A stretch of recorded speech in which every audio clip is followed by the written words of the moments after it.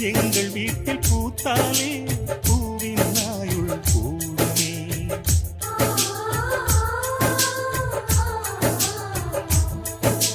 இரண்டு கண்கள் என்றாலும் பார்வை என்றும் ஒன்றுதான்.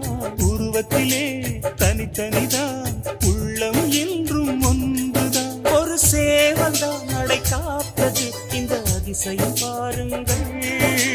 கண்ணனை வாழ்த்துங்கள்.